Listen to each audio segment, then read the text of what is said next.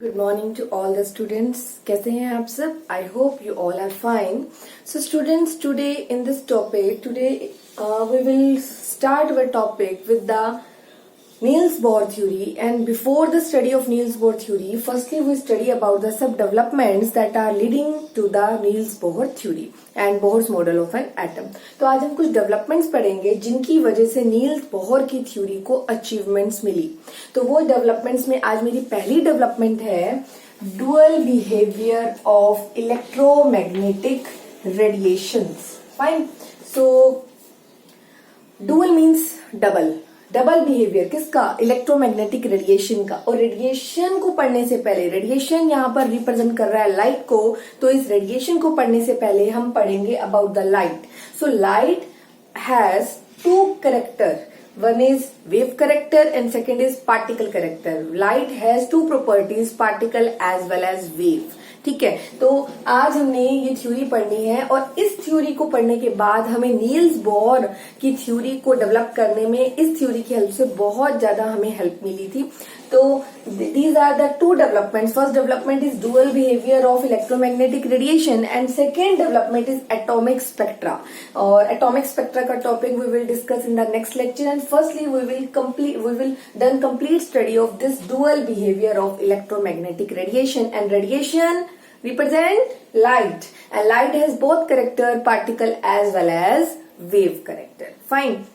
So students, अगर हम बात करें, पहले तो आप मुझे बहुत अच्छे से सुनेंगे, इस टॉपिक को पढ़ने से पहले, first dual behaviour of electromagnetic radiation को पढ़ने से पहले आज आपको पता होना चाहिए about the nature of light. Nature of light के बारे में आपको पता होना चाहिए। तो लाइट का जो नेचर है वो दो साइंटिस्ट ने एक्सप्लेन किया। लाइट का नेचर मैंने अभी आपको बताया, डुअल होता है, पार्टिकल भी वेव भी। तो पार्टिकल नेचर एक्सप्लेन किया न्यूटन ने। अकॉर्डिंग टू न्यूटन जो लाइट होता है उसका पार्टिकल नेचर होता है, और ये एक्सपेरिमेंटल फैक्ट्स दिखाए गए by the with the help of the phenomenal reflection and refraction. उस फिनोमिना के थ्रू हमें पता लगा light definitely has a particle character. फिर एक साइंटिस्ट आए लाइट का नेचर एक्सप्लेन करने के लिए, लाइट का वेव नेचर एक्सप्लेन करने के लिए। His name is Huygens. तो उन्होंने हमें ये बताया जो लाइट होती है उसका वेव कैरेक्टर होता है। उन्होंने एक्सपेरिमेंटल फैक्ट्स शो किए, that experimental facts are interference and diffraction. तो आप लोगों को मैं बता रही हूँ न्यूटन ने कौन से लाइट का पार्टिकल नेचर एक्सप्लेन करने के लिए कौन से एक्सपेरिमेंटल फैक्ट्स शो किए थे? Reflection and refraction. और ये दोनों टॉपिक आप लोग already in the 10th standard physics में पढ़ चुके हैं। और अगर मैं बात करूं हाइगन्स की, तो हाइगन्स ने अपने लाइट का वेव कैरेक्टर एक्सप्लेन करने के लिए दो फिनोमिनन एक्सप्लेन किए, इंटरफेरेंस एंड द डायफ्रैक्शन। ये फिनोमिनन अभी आई थिंक आपने नहीं सुने हैं कभी। तो इंटरफेरेंस क्या होता है बेटा? जब दो वेव्स आ रही हैं, आपने वेव का जो टॉपिक है वो अपने 9th क्लास, आपकी प्रीवियस क्लास साउंड चैप्टर से रिलेट कर रहा है। तो जो दो वेव्स आ रही हैं, अगर वो दो वेव्स आपस में आती हुई कंप्लीट इंटरसेक्ट कर जाती हैं, अच्छे से मिल जाती हैं, आपस में जुड़ जाती हैं, तो वो इंटरफेरेंस फिनोमिना को शो करता है। ठीक है, तो two waves in the same medium when combined with each other, that phenomena is called interference। और हाइगन्स ने क्या एक्सप्लेन किया? डायफ्रैक्शन। डायफ्रैक्शन क्या होता है बेटा? मान लो कि हमने एक स्लिट लगा रखी है और उसमें छोटा सा एक होल किया हुआ है, वेव्स आ रही हैं, लेकिन इस छोटे होल के कारण वेव अपना क्या बदल देंगी? अपना जो पहले वो बिल्कुल स्ट्रेट आ रही थी, अब वो क्या हो जाएंगी? थोड़ी सी बैंड हो जाएंगी। और अगर स्पेस बहुत ज्यादा होगा इस स्लिट में, तो ऐसा भी हो सकता है अगर ये स्पेस बहुत ज्यादा हो तो डायफ्रैक्शन फिनोमेना शो नहीं होगा, लाइट वेव सीधी निकल जाएगी, वेव पार्टिकल सीधे निकल जाएंगे, लाइट के पार्टिकल्स वेव फॉर्म में सीधे निकल जाएंगे। और अगर इस स्लिट के बीच में एक स्लिट लगा रखी है, अगर गैप कम होगा तो वेव पार्टिकल बैंड हो जाएंगे। This phenomena is called diffraction, इसे डायफ्रैक्शन बोला जाता है। ठीक है, तो ये एक जस्ट कंप्लीट थ्योरी है, ऐसा कुछ नहीं है कि इसका बहुत ज्यादा डिटेल हमें पढ़ना, बट हमें इतना पता होना चाहिए कि हमने एक थ्योरी पढ़ ली थी, जे थॉमसन का मॉडल पढ़ लिया, हमने रदरफोर्ड का मॉडल पढ़ लिया। तो रदरफोर्ड का जो कंसेप्ट था, उसके जो ड्रॉबैक्स थे उसको ओवरकम करना था, उससे ऊपर आने के लिए कौन आए? Niels Bohr. नील्स बोर की स्टडी के लिए हमने पढ़नी है ये डेवलपमेंट्स। और डेवलपमेंट में पहली डेवलपमेंट क्या है? Light and radiation has dual character, and dual में पहला कैरेक्टर क्या है? Particle character. सेकंड कैरेक्टर क्या है? Wave character. और पार्टिकल कैरेक्टर किसने एक्सप्लेन किया? न्यूटन ने, with the help of which experiment? Reflection and refraction. And the wave character किसने एक्सप्लेन किया? हाइगन्स ने, with the help of which phenomena? Interference and interference and diffraction. ठीक है, तो ये हमारे लाइट के नेचर को एक्सप्लेन करने के लिए, लाइट के पार्टिकल और वेव नेचर को एक्सप्लेन करने के लिए दो कंसेप्ट्स थे। ठीक है, नाउ इतना पढ़ने के बाद अब हमें पता होना चाहिए, हमने डुअल बिहेवियर के बारे में अगर पढ़ना शुरू किया है, लाइट के रेडिएशंस के डबल कैरेक्टर के बारे में पढ़ना शुरू किया है, तो हमें पता होना चाहिए लाइट का तो डुअल बिहेवियर है, पार्टिकल भी, वेव भी, ये तो हमने एक्सप्लेन कर लिया। अब हम बात करें अगर इलेक्ट्रोमैग्नेटिक रेडिएशन का कंसेप्ट, तो इलेक्ट्रोमैग्नेटिक रेडिएशन का जो कंसेप्ट है, नेचर ऑफ लाइट कंसेप्ट पढ़ने के बाद हम बात करते हैं जो इलेक्ट्रोमैग्नेटिक रेडिएशंस होती हैं, क्या उनका वेव कैरेक्टर होता है। तो वो एक्सप्लेन किया बेटा 1870 में जेम्स क्लार्क मैक्सवेल ने। उन्होंने क्या एक्सप्लेन किया, he propose that the light and the other forms of energy, energy की कितनी भी फॉर्म हो इन्वायरमेंट के अंदर, they in the space they they represent as a wave. So, according to James Clerk Maxwell in 1870, he proposed that light and other forms of energy, when they propagate in the environment, they always propagate in the space in the form of wave. ठीक है, and in the form of wave. And the electromagnetic radiation की बेटा मैं बात करूं तो electromagnetic radiation always travel in the form of a wave, but they contain both field, electric and magnetic field. ठीक है, this is the concept of James Clerk Maxwell. ठीक है, तो वन बाय वन आप बिल्कुल थ्योरी को बेटा relate करते चले पीछे से कि क्या क्या बातें हो रही हैं। हम उसके बाद हम बात करें, ठीक है, तो 1870 में बताया उसने इलेक्ट्रोमैग्नेटिक जितनी रेडिएशंस होती हैं उनका जो नेचर होता है वो वेव नेचर होता है। बट वेव को पढ़ने से पहले हमें पढ़ना पड़ेगा बेटा अबाउट द वेव मोशन। अब ये वेव मोशन क्या होता है? वेव मोशन होता है जब कोई ट्रेवल करती है। ये वेव मोशन कहाँ से आता है? सपोज आपने पानी है, हमारे पास पॉन्ड है, उसमें हमने एक स्टोन डाला तो हम क्या देखते हैं, कुछ वेव्स निकल के आती हैं, कुछ रिपल्स निकल के आते हैं, ये फैल जाते हैं। तो आपने देखा भी आप पानी में ऐसे स्टोन, हल्का सा स्टोन डालोगे तो कैसे एक वेव्स के पार्टिकल आप दिखते हैं, पार्टिकल्स आपको अपीयर होते हैं किस तरीके से। तो वो जो वेव्स निकलती हैं, आसपास जो वेव्स आपको नजर आती हैं, पॉइंट सोर्स डालते ही जो वेव्स अपीयर होती हैं, क्योंकि वो वाटर जो क्या है वाइब्रेटिंग मीडियम का काम कर रहा है यहाँ। ठीक है, तो जैसे ही वेव्स अपीयर होती हैं तो जो एक वेव होती है बेटा, उस वेव को इस तरीके से रिप्रेजेंट किया जाता है। ठीक है, जो वेव्स होती हैं उसे इस तरीके से रिप्रेजेंट किया जाता है। ठीक है, और जितनी भी वेव्स निकलती हैं, आप मेरी बात समझ गए होंगे। जो वाटर की बात करी मैंने, वाटर में जैसे हम स्टोन डालते हैं तो कैसे देखते हैं, कुछ वाइब्रेशंस निकलती हैं और वो वाइब्रेशन सोर्स से जैसे ही निकलती हैं तो वो वेव्स की फॉर्म में बाहर आती हैं। तो वो जो वेव्स होती हैं वो इस तरीके से रिप्रेजेंट करते हैं। जैसे अपर पार्ट को हम क्रस्ट बोलते हैं थियोरेटिकली, और लोअर पार्ट को हम ट्रफ बोलते हैं। अपर पार्ट को हम क्रस्ट बोलते हैं, लोअर पार्ट को हम ट्रफ बोलते हैं। ये एक वेव को रिप्रेजेंट करता है। तो वेव मोशन आपको पता चला, वेव किस तरीके से हमारी अपीयर हो रही हैं। ठीक है, तो हमने अब वेव मोशन की कुछ कैरेक्टरिस्टिक्स हैं। पहली ये कुछ कैरेक्टरिस्टिक्स आपने ऑलरेडी कहीं ना कहीं स्टडी कर रखी है बेटा, बट अगर नहीं बताएंगे तो आपको फर्दर चैप्टर के बारे में पता नहीं चलेगा। तो अगर मैं बात करूं इसकी कैरेक्टरिस्टिक्स की, तो पहली कैरेक्टरिस्टिक्स है बेटा wavelength. Wavelength that represent by the lambda. So, what is wavelength? The distance between the two upper crust या फिर two lower trough, इनके बीच का जो डिस्टेंस है ये लैम्डा को रिप्रेजेंट कर रहा है। इसको रिप्रेजेंट कर रहा है लैम्डा को। ठीक है, और ये कोई बहुत जो इसका डिस्टेंस होता है आपस में दो वेव्स का, वो बहुत स्मॉल डिस्टेंस होता है। तो इसको मेजर किया जाता है, इसकी जो यूनिट होती है वो हम या तो एंगस्ट्रॉम में मेजर करते हैं, दैट रिप्रेजेंट द 10⁻⁻10, या हम इसे 1 नैनोमीटर में रिप्रेजेंट करते हैं, that represent the 10⁻⁹ metre. Fine, या फिर हम इसे 1 पिकोमीटर में रिप्रेजेंट करते हैं, 10⁻⁻12 मीटर।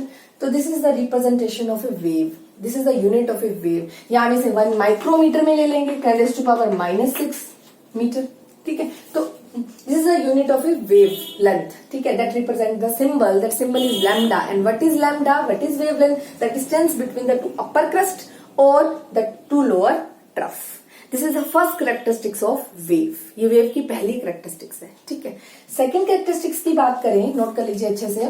सेकंड कैरेक्टरिस्टिक्स की हम बात करें तो सेकंड कैरेक्टरिस्टिक्स है हमारी यहां पर, what is frequency that represented by nu, that represented by nu, the symbol is nu. What is frequency? When the waves travel from a single point in A 1 second, 1 second के अंदर एक point से जितनी waves पास हो रही हैं that represent the frequency and the frequency represent the cycle पर second. Frequency मतलब 1 सेकेंड के अंदर जितनी वेव्स की साइकिल पास हो रही हैं from a single point, that is frequency and the frequency represent the 1/t, time को रिप्रेजेंट कर रही है, reciprocal of the time period. ठीक है, तो ये बात आपको पता होनी चाहिए। ठीक है, और अगर मैं इसकी यूनिट की बात करूं तो इसे हर्ट्ज में मेजर किया जा सकता है, और अगर मैं इसकी यूनिट की बात करूं अकॉर्डिंग टू टाइम, अगर मैं देखूं तो इसे पर सेकेंड में रिप्रेजेंट किया जा सकता है।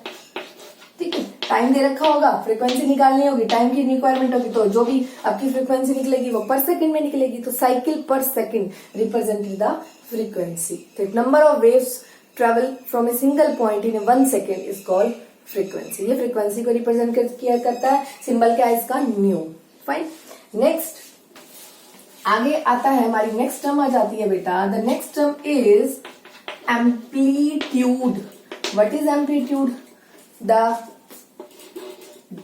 height of the crust or the depth of the trough that represented by amplitude and the symbol is A। या तो crust की height या trough का depth, this is called amplitude। fine, this is the third characteristics। ठीक है, next आ जाता है बेटा, थर्ड के बाद आ जाती है हमारी फोर्थ कैरेक्टरिस्टिक्स की बात करूं मैं तो फोर्थ कैरेक्टरिस्टिक्स आ जाती है हमारी वेलोसिटी। दैट रिप्रेजेंट, लाइट की बात हो रही है, जनरली वेलोसिटी को v से रिप्रेजेंट करते हैं, स्मॉल v से, बट वेलोसिटी में यहाँ पर लाइट की बात कर रहे हैं। लाइट हमारा यहाँ पर सोर्स है तो हम इसकी बात कर रहे हैं, या रेडिएशन की बात कर रहे हैं, तो यहाँ वेलोसिटी का सिंबल रिप्रेजेंट होता है c। ठीक है, तो अगर बात करें वेलोसिटी की, what is velocity? Distance travel by wave in 1 second. 1 second में जो वेव होती है जितना डिस्टेंस ट्रेवल करती है that is called velocity। So distance traveled by velocity wave in a 1 second is called velocity। ठीक है, and represented by c।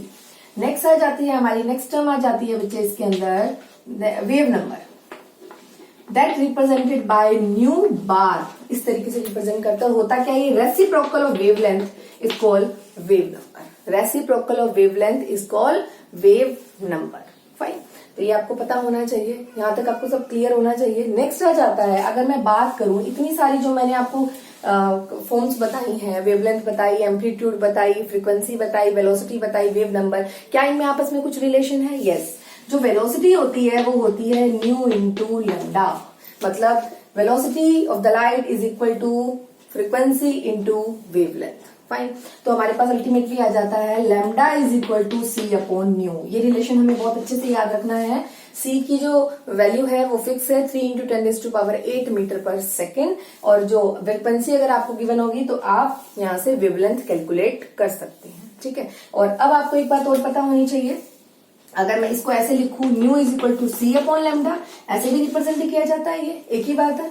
Reciprocal wavelength increase होगी अगर किसी भी रेडिएशन की अगर वेवलेंथ ज्यादा होगी तो उसकी फ्रीक्वेंसी कम होगी। ठीक है, फ्रीक्वेंसी ज्यादा होगी तो उसकी वेवलेंथ कम होगी, और हमें पता है फ्रीक्वेंसी इधर, इसको इधर ले जाएं, इसको इधर ले जाएं, तो frequency equal to c upon lambda, but हमें पता है nu bar is equal to 1 upon lambda, तो 1 अपॉन लैम्डा ही तो है ये, तो आप इसकी जगह nu is equal to c into nu bar भी लिख सकते हैं। मतलब frequency equal to speed of light means velocity into में वेव नंबर भी लिख सकते हैं, क्योंकि 1 अपॉन लैम्डा किसको रिप्रेजेंट कर रहा है? न्यू बार को। न्यू बार क्या है यहाँ? वेव नंबर है। तो ये जितने भी मैंने आपको छोटे छोटे फॉर्मूले, क्योंकि इस चैप्टर के अंदर काफी न्यूमेरिकल्स हैं, काफी हमारे फॉर्मूलाज हैं, तो इससे पहले आपको ये बेसिक बातें हैं जो आपकी लास्ट प्रीवियस ईयर से भी रिलेट कर रही हैं, तो ये आपको पता होनी चाहिए। तो वेव क्या होती है मैंने बता दिया, और जब एक वेव आपको पता है ये एक वेव है, और जब वेव मूव करती है ये वेव मोशन है, और these are the characteristics of a wave motion. Fine, now इतना पढ़ने के बाद बेटा हम पढ़ सकते हैं, हमारा टॉपिक क्या था? डुअल बिहेवियर किसका? इलेक्ट्रोमैग्नेटिक रेडिएशन से हमने टॉपिक लिया लाइट का, तो हमने लाइट का नेचर पढ़ा। लाइट के 2 नेचर है, वेव भी पार्टिकल भी। अब हम पढ़ रहे हैं इलेक्ट्रोमैग्नेटिक रेडिएशन। जितनी भी रेडिएशन है अगर वो वेव फॉर्म में है तो वेव का क्या होता है? कुछ ना कुछ मोशन होता है, तो ये वेव मोशन रिप्रेजेंट किया है, और वेव मोशन के कुछ क्या होते हैं? कैरेक्टरिस्टिक्स होते हैं। पहली कैरेक्टर मैंने पढ़ाया wavelength, frequency, velocity, amplitude, wave number. So these are the characteristics of, and this is the relation between these wave characteristics. ठीक है. Now we will study about the electromagnetic radiations क्या होती हैं. अब ये electromagnetic radiations क्या हैं, अब आप देखिएगा. What are electromagnetic radiations? ये electromagnetic radiations किन्हें बोला जाता है? So what is electromagnetic? In which electric and magnetic field both are present. That type of radiations are called electromagnetic radiations. And what are the characteristics of the electromagnetic radiation? The first characteristics is, बेटा देखिए, electric and magnetic field जो होती है always perpendicular to each other होती है. ये जो electromagnetic radiations होती हैं, ये बहुत सारी रेडिएशंस हैं. कुछ रेडिएशंस आपने सुनी भी है, like X ray, gamma ray, cosmic rays, radio waves, visible rays. ये वेव्स आपने सुनी भी हैं. और बात ये हो रही है कि जितनी भी रेज होती हैं, ये आपने एक्सरे, गामा रे सुनी है, जितनी भी रेज होती हैं, that contain both field, electric and magnetic field. ठीक है. और इलेक्ट्रिक एंड मैग्नेटिक फील्ड जो होती है उनको मिलाकर बोलते हैं इलेक्ट्रोमैग्नेटिक रेडिएशन. और उसकी पहली कैरेक्टर ये है बेटा कि when the electric and magnetic field travel, electric और मैग्नेटिक फील्ड जब भी ट्रेवल करती है, they must be perpendicular to each other. ये एक दूसरे के परपेंडिकुलर होती है. ठीक है. तो आप क्या करेंगे, इस डायग्राम में मैंने दोनों फील्ड बना के दिखाई हुई हैं. देखिए, आप ऐसे ले सकते हैं, ये एक्स एक्सिस ले लीजिए, ये वाई एक्सिस ले लीजिए, ये ले लिया हमने. ठीक है. तो हमने क्या देखा, इस तरीके से एक, ये मान लो सपोज मैंने इलेक्ट्रिक फील्ड बनाई है, ये मैंने परपेंडिकुलर ले ली, परपेंडिकुलर इसके, ये मैंने इसकी मैग्नेटिक फील्ड एक्सप्लेन कर दी, बना दी.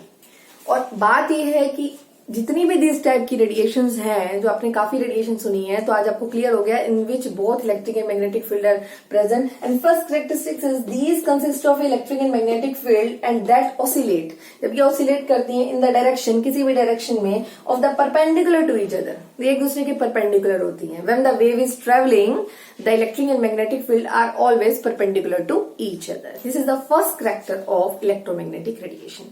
And the second character is when they're traveling, because there is radiation compared with the light, and the speed of light is 3 into 10 to the power 8 meter per second. So these radiation also has a speed 3 into 10 to the power 8 metre per second. ठीक है. तो इनकी जो ये जब travel करती हैं तो लाइट की स्पीड से ही ट्रेवल करती हैं, that is 3 into 10 to the power 8 metre per second. Third characteristics is they doesn't require any special medium for propagation. इनको कोई स्पेशल मीडियम नहीं चाहिए. जब ये ट्रेवल करती हैं 3 into 10 to the power 8 metre per second की स्पीड से, तो they easily travel in a vacuum state. ठीक है. They do not require any type of a special medium. तो this is the third characteristics. तो आपको पता होना चाहिए, मैंने आपको भी कैरेक्टर बताए कि इलेक्ट्रोमैग्नेटिक रेडिएशन को हम लाइट से कंपेयर कर रहे हैं, और लाइट के दो कैरेक्टर हैं, पार्टिकल भी, वेव भी. अब हमने बात करी वेव की, वेव मोशन की. मैंने एक आपको वेव मोशन बनाकर दिखाया. ठीक है. उसकी बात कर रहे हैं जब ये वेव्स हैं, इसके अंदर अगर बात करें, हमारी काफी सारी रेडिएशंस के एग्जांपल मैंने दिए, गामा रेज, एक्सरे. तो इनके अंदर दोनों फील्ड होती हैं, इलेक्ट्रिक भी, मैग्नेटिक फील्ड. अब ये इलेक्ट्रिक एंड मैग्नेटिक फील्ड क्या करेक्टर है इनका? तो पहला करेक्टर आपने सुन लिया, always travel in A always perpendicular to each other. When the wave is traveling, there doesn't require any special medium for propagation. आगे बढ़ने के लिए इनको स्पेशल मीडियम नहीं चाहिए. और when they travel, the speed of the electromagnetic radiation that is completely belong from speed of light, that is 3 into 10 to the power 8 metre per second. ठीक है. अब इलेक्ट्रोमैग्नेटिक रेडिएशन बेटा कोई एक तो है नहीं है, तो बहुत सारी इलेक्ट्रोमैग्नेटिक रेडिएशन है. उस बहुत सारी इलेक्ट्रोमैग्नेटिक रेडिएशन को एक साथ स्टडी करने के लिए इनका एक स्पेक्ट्रा बनाया गया है. That spectra is called electromagnetic spectra. तो अभी हम पढ़ेंगे इलेक्ट्रोमैग्नेटिक स्पेक्ट्रम क्या होता है. तो सिंपली मैं कह सकती हूँ एक अरेंजमेंट होता है बहुत सारी इलेक्ट्रोमैग्नेटिक रेडिएशन का on the basis of increasing wavelength and decreasing frequency. तो इलेक्ट्रोमैग्नेटिक रेडिएशंस हमने पढ़ ली. अब हम पढ़ेंगे इलेक्ट्रोमैग्नेटिक स्पेक्ट्रम. तो बहुत सारी रेडिएशंस को एक साथ इकट्ठा करके उनका एक स्पेक्ट्रा ड्रॉ किया गया. और जितनी भी रेडिएशन एक साथ ड्रॉ की गई, जो मतलब हमने अरेंज की, वो किस बेसिस पे करी? Increasing wavelength and decreasing frequency. Fine.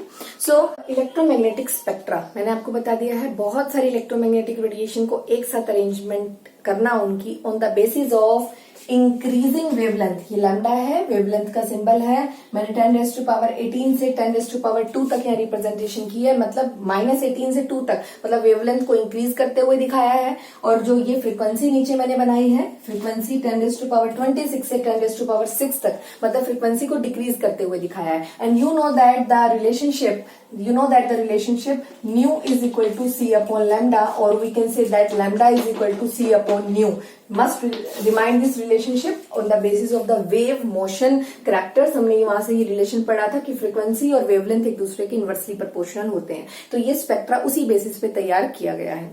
So, अब बच्चे इसको याद करने के लिए, ये कंप्लीट आपको याद होना चाहिए, तो याद करने का तरीका देखिए, 10⁻18 इनिशियल पॉइंट याद रखिए, उसके बाद कितने का गैप दिया, -14, 4 का, -4 का, उसके बाद -10, -6, -2 एंड 2, ठीक है। तो इंक्रीजिंग वेवलेंथ। और नेक्स्ट आ जाइए 10, फ्रीक्वेंसी मैंने शुरू की है 10⁻6, तो 10⁻22, 4 का 10⁻18, 4 का 10⁻14, एक आपको इनिशिएटिव पॉइंट याद होगा, उसके बाद 4 का डिफरेंस आप अपने आप देते जाएंगे, 10⁻10 और 10⁻6।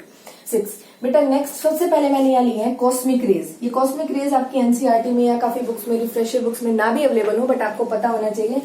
Wavelength 10⁻−18 and the frequency 10⁻26। Wavelength decrease and frequency increase, you know that, ठीक है। तो कॉस्मिक रेज प्रेजेंट है। उसके बाद यहाँ पर है आपकी गामा रेज, यहाँ पर है एक्स रेज।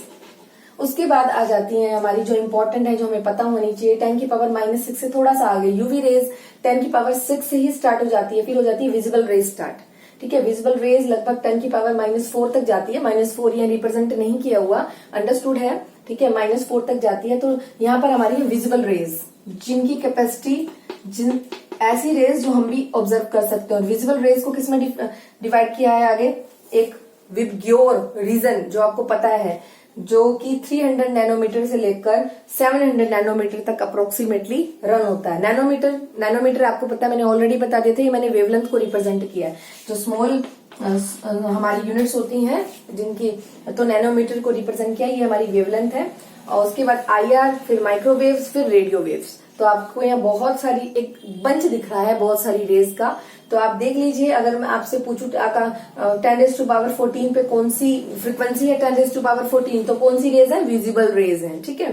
तो ये आपको पता होनी चाहिए।